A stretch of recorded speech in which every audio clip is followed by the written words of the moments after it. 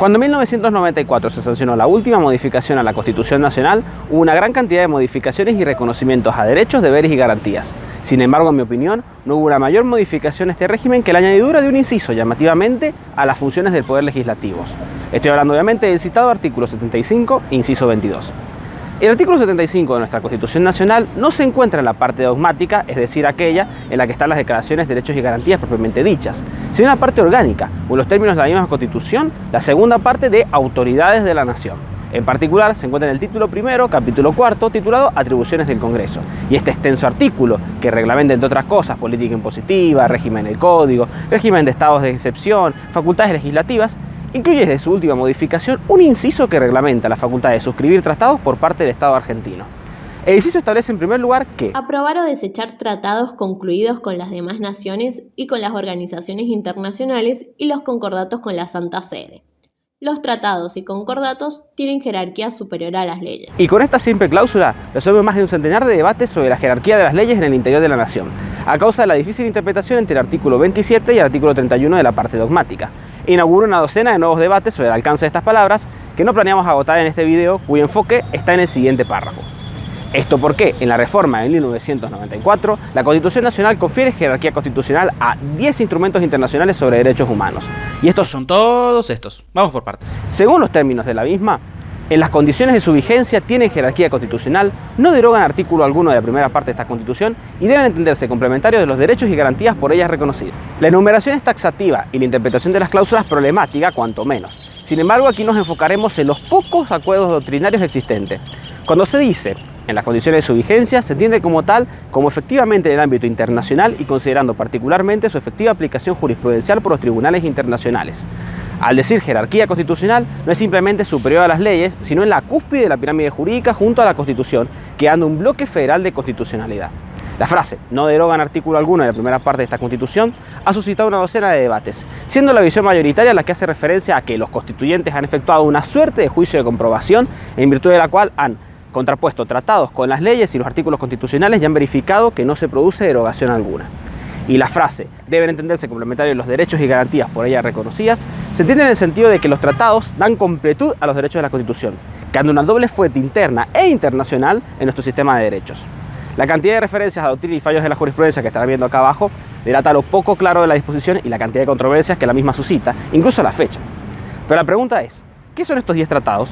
Además de la Carta Internacional de Derechos Humanos, de la que ya viene pasado, el artículo incluye la Declaración Americana de los Derechos y Deberes del Hombre, uno de los instrumentos fundacionales de la Organización de los Estados Americanos y el primer acuerdo internacional sobre derechos humanos, incluso anterior a la Declaración de Derechos Humanos de Naciones Unidas, la Convención Americana sobre Derechos Humanos, el Pacto de San José de Costa Rica, tratado más importante de nuestro sistema interamericano de promoción y protección de los derechos y que da creación a dos instituciones, Comisión Interamericana y Corte Interamericana de Derechos Humanos, de la que hablaremos en otro momento. La Convención sobre la Prevención y la sanción del delito de El genocidio, instrumento de derecho internacional que codificó por primera vez el delito de genocidio y que lo establece como delito de derecho internacional que los estados se comprometen a prevenir y sancionar. la Convención Internacional sobre la Eliminación de todas las formas de discriminación racial, Instrumento cuyo objetivo es la eliminación de todas las formas de discriminación en todos los pueblos y naciones. la Convención sobre la Eliminación de todas las formas de discriminación contra la mujer, El documento jurídico internacional más importante en la historia de la lucha contra las formas de discriminación en contra de las mujeres. la Convención contra la tortura y otros tratos o penas crueles, inhumanos o degradantes, Convención que busca impedir absolutamente el uso de torturas por parte de los estados sin admitir ninguna excusa ni situación extraordinaria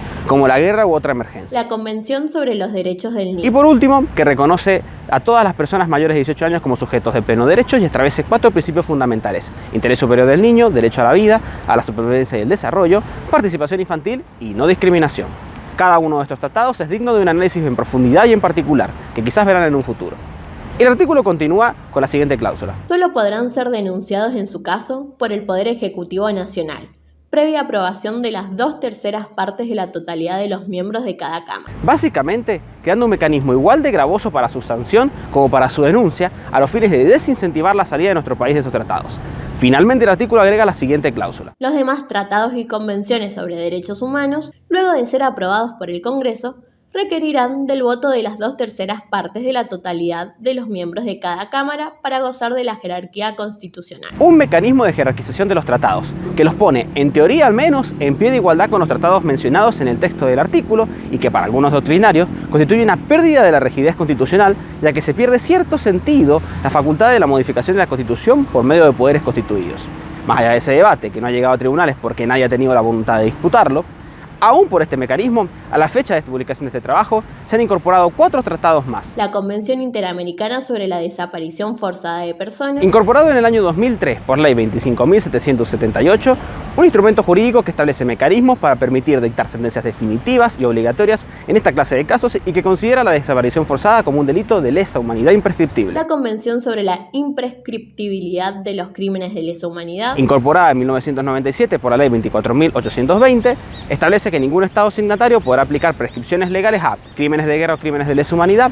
Y la última, incorporada el año pasado, 2022, por Ley 27.700, que establece el alcance de los derechos de las personas mayores y define principios convencionales como la promoción y defensa de los derechos humanos y libertades fundamentales. la Convención Internacional sobre los Derechos de las Personas con Discapacidad, Incorporada en el año 2014 por Ley 27.044, Tratado de Derechos Humanos firmado por una docena de países para reconocer el derecho de las personas con discapacidad a participar en toda la vida de la sociedad sin discriminaciones de ningún tipo. la Convención Interamericana sobre la Protección de los Derechos Humanos de las Personas Mayores. La jerarquía constitucional, más allá de sus implicancias legales que no deben ser menospreciadas, en muchas ocasiones implica un reconocimiento de derechos a minorías o a circunstancias que en la constitución originaria de nuestra Constitución o en las circunstancias de su modificación más reciente no fueron tenidas en cuenta.